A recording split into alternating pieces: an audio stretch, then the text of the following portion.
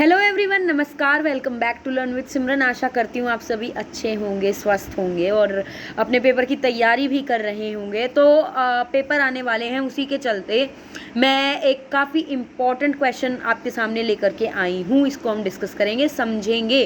तो जो क्वेश्चन है, वो सवाल है, प्रश्न है, वो ये है कि व्हाट्सएप और जूम का उपयोग प्राथमिक विद्यालय के बच्चों को पढ़ाने के लिए करने पर आलोचनात्मक रूप से विचार करें। कि यानी कि जो हम छोटे बच्चों को, प्राथमिक बच्चों को जो विद्यालयों के अंदर हम व्हाट्सएप या जूम का इस्तेमाल किया जाता है, क्या वो सही है या क्या वो गलत है, इसका आलोचनात्मक जो है आंसर हमें लिखना है।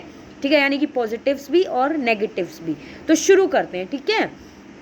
तो व्हाट्सएप और जूम जैसे इंटरनेट पर उपलब्ध डिजिटल प्लेटफॉर्म, अब क्या है, व्हाट्सएप और जूम क्या है, डिजिटल प्लेटफॉर्म है। और ये कहाँ पर उपलब्ध है, इंटरनेट पर उपलब्ध है।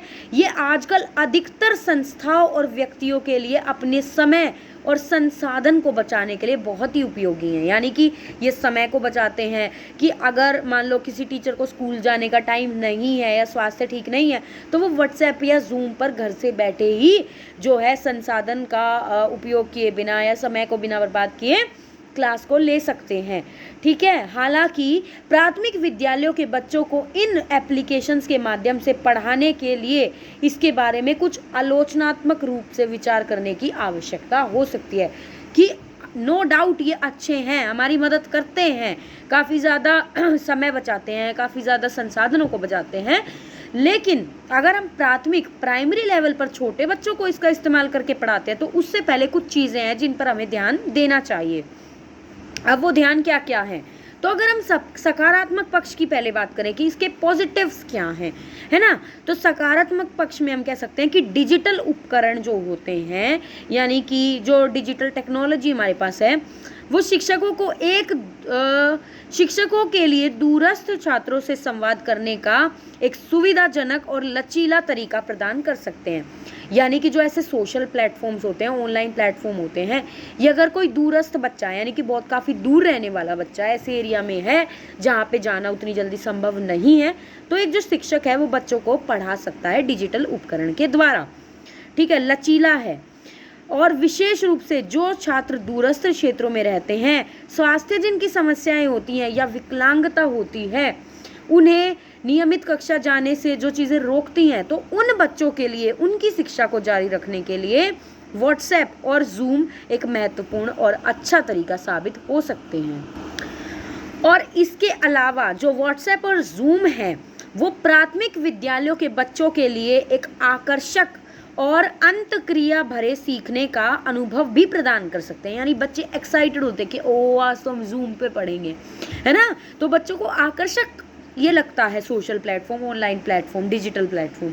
अब इसके कुछ आलोचनात्मक मुद्दे हैं, उनको जान लेते हैं। तो देखो, छात्रों की गंभीरता और उनके ध्यान को बनाए रखने की जो क्षमता होती है वो कम हो सकती है व्हाट्सएप क्लास के अंदर, जूम क्लास के अंदर। ठीक है, इन एप्लीकेशन में छात्रों को व्यक्तिगत उत्तर देने की असमर्थता हो सकती है। कि भाई हम क्लासरूम के अंदर तो सबके आंसर सुन सकते हैं, लेकिन व्हाट्सएप कॉल पर ये पॉसिबल नहीं होता है ना, ग्लिच हो जाता है, आवाज़ क्लियर नहीं सुनाई देती, तो ये दिक्कत होती है जो उनको पढ़ने के अभ्यास को दुष्प्रभावित कर सकता है। ठीक है, तो एक तो ये पॉइंट हो गया। उसके बाद ऑनलाइन शिक्षण में छात्रों को जो उपस्थिति है वो देखी नहीं जा सकती। अब हमने खुद किया है, यानी कि जो बच्चे थे, अब कोरोना टाइम के अंदर बच्चे क्लास को शुरू करके गायब हो जाते थे। ठीक है, कोई सो रहा है, कोई खा रहा है, कोई क्लास को ध्यान से सुन ही नहीं रहा है। टीचर को लग रहा है कि हाँ ठीक है सब बच्चे उपस्थित हैं, लेकिन हम ऑनलाइन क्लास में बच्चे की उपस्थिति को चेक नहीं कर सकते हैं। और ऐसा होना चाहिए कि छात्र जो है वास्तविक विद्यालय में उपस्थित हो, और बच्चा स्कूल में आएगा तो एब्सेंट प्रेजेंट क्लियरली दिखाई देगा। ठीक है, और उनके शिक्षकों द्वारा वो निरीक्षित भी किया जा सकता है ना। अब ऑनलाइन में तो हम निरीक्षण कर ही नहीं सकते कि बच्चा है कि नहीं है। अगर टीचर बोलता भी है कि बेटा आप सुन रहे हो, तो बहुत बहुत लेट रिप्लाई आते हैं, तो इसका मतलब बच्चा उपस्थित नहीं होता। उसके अलावा इन एप्लीकेशनों का उपयोग छात्रों के बीच संवाद बनाए रखने के लिए अधिक उचित नहीं हो सकता है। यानी कि इसके माध्यम से बच्चे ढंग से कम्युनिकेट नहीं कर सकते, संवाद नहीं कर सकते, और शिक्षक छात्रों को समय समय पर अपने साथ लाइव क्लासरूम में मिलने की व्यवस्था कर सकते हैं। यानी कि अब एक साथ तो सबका संभव नहीं है, तो क्लासरूम को लाइव करके वहाँ पर जो है बच्चों से मिलने की व्यवस्था कर सकते हैं, जिससे छात्रों के बीच संवाद की गुणवत्ता बढ़ सकती है। ठीक है, पहली बात तो गुणवत्ता कम बढ़ती है, लेकिन अगर बढ़ानी है तो उसके लिए हम ये काम कर सकते हैं।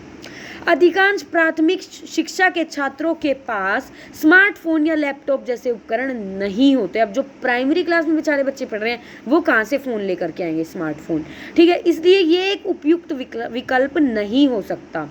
उसके बाद अगला पॉइंट, इन एप्लीकेशंस का प्रयोग छात्रों के लिए एक व्यवहारिक शिक्षा प्रदान करने के लिए अधिक उचित नहीं हो सकता। यानी कि जो बच्चों को मोरल्स, एथिक्स या जो व्यवहारिक शिक्षा जो हम स्कूल में ही दे सकते हैं, फेस टू फेस ही दे सकते हैं, वो देने के लिए ये उचित नहीं है। अब क्लास के अंदर तो क्या होता है, शिक्षक कक्षाओं में छात्रों को व्यवहारिक शिक्षा देने में सक्षम होते हैं, जो कि ऑनलाइन विद्यालयों में संभव नहीं होता है। उसके अलावा इन एप्लीकेशंस का उपयोग जो है शिक्षकों के लिए भी बहुत थकाऊ हो सकता है। अब कंटिन्यूअसली बोलते रहना, फ़ोन की स्क्रीन को देखना, आंखों में, सिर में दर्द होता है, और ऑनलाइन विद्यालय में शिक्षक कक्षा के लिए स्क्रीन पर लंबे समय तक बैठना पड़ता है, जो कि काफ़ी थकाने वाला हो सकता है।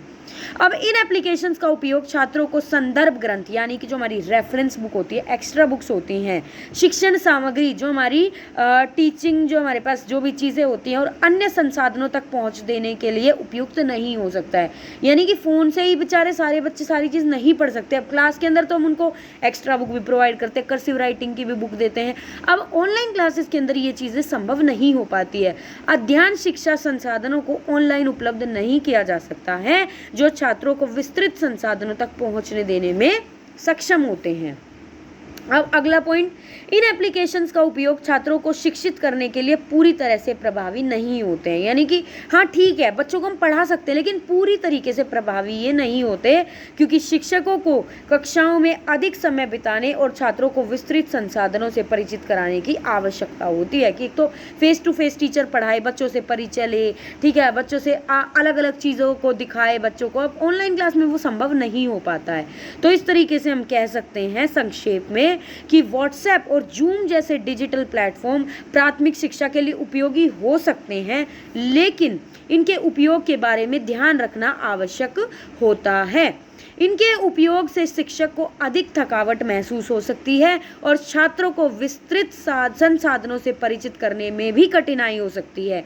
इन एप्लीकेशंस का उपयोग विशेष रूप से संचार और समय के मामले में फ़ायदेमंद हो सकता है, कि अगर तो समय नहीं है तो जल्दी जल्दी पढ़ा सकते हैं बच्चों को। ठीक है, अंततः शिक्षकों को समझदारी से फैसला लेना चाहिए कि वे किसी भी प्लेटफॉर्म को उपयोग करते हुए अपनी विद्यार्थियों को ज़रूरतों का ध्यान रखें, कि अगर पढ़ा रहे हैं तो बच्चों की ज़रूरतों को नज़रअंदाज ना करते हुए ही डिजिटल प्लेटफॉर्म का इस्तेमाल करें। तो ये था हमारा क्वेश्चन। आई होप आपको समझ आया होगा। मैंने कोशिश करी है बहुत आसान तरीके से समझाने की। अगर स्टिल कोई डाउट है तो आप कमेंट बॉक्स में लिख सकते हैं। अगर किसी और टॉपिक पे आपको वीडियो चाहिए वो भी आप कमेंट बॉक्स में मेंशन कर सकते हैं। और टॉपिक्स के लिए इस सेमेस्टर के आप प्लेलिस्ट चेक कर सकते हैं मेरे चैनल पर। इस वीडियो को देखने के लिए बहुत बहुत धन्यवाद। मेरे चैनल को लाइक करते रहिए, शेयर सब्सक्राइब करते जाइए। धन्यवाद।